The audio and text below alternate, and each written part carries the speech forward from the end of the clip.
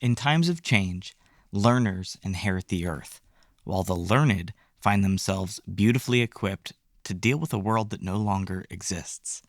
That's Eric Hoffer, and that quote captures the heart of everything I want to share with you today. And we're going to come back to this wheelhouse in just a moment. My name is Josh Mitchell. I took PRWR670 Writing with AI, taught by Professor Harvey Lillywhite.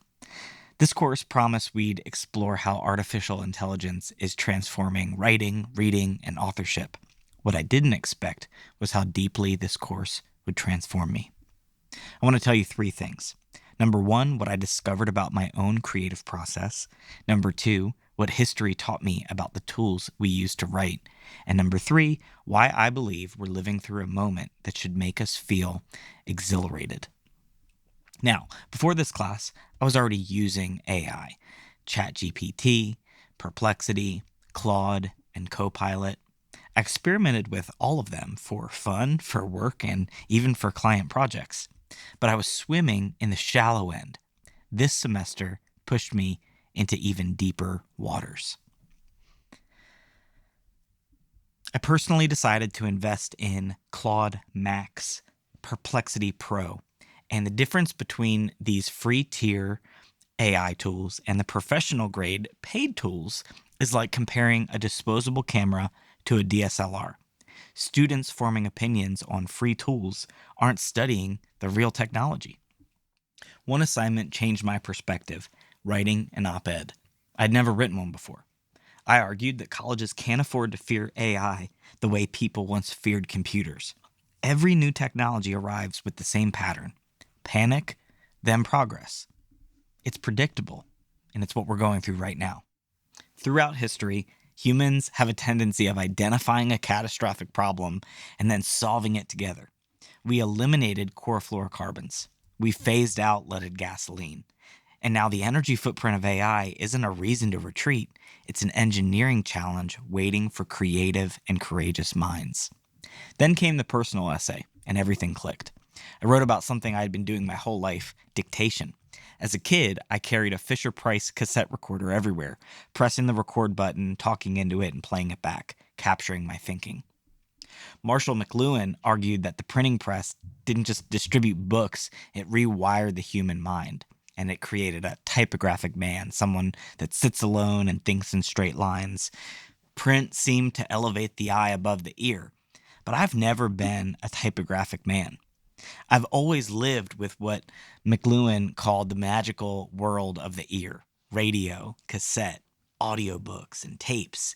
He predicted electronic media would reverse the Gutenberg shift. Every time I dictate a voice memo and hand that transcript to AI, I'm living inside his prediction. Homer dictated the Iliad and the Odyssey. Milton dictated Paradise Lost. Henry James paced the room speaking his novels aloud. Churchill, Agatha Christie, Sidney Sheldon, some of history's greatest writers, never typed a single word.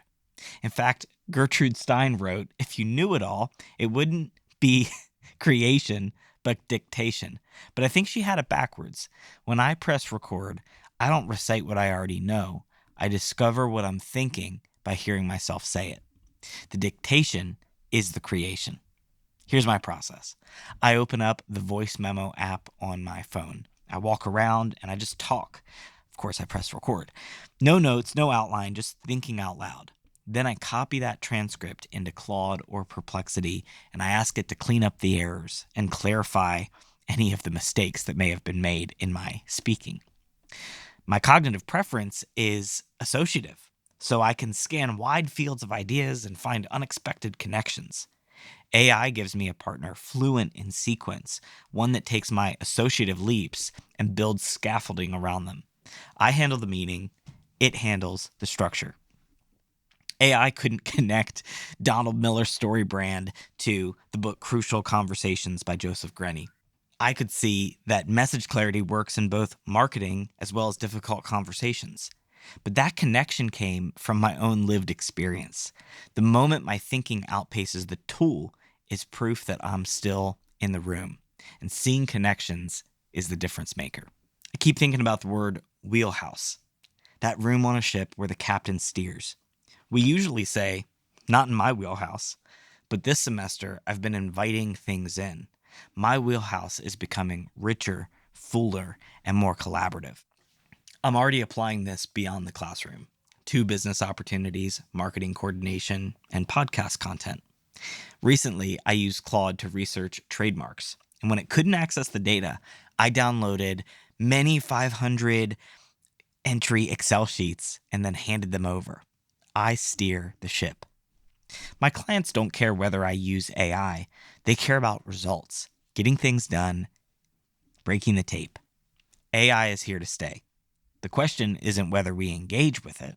The question is who will have the courage to take the helm.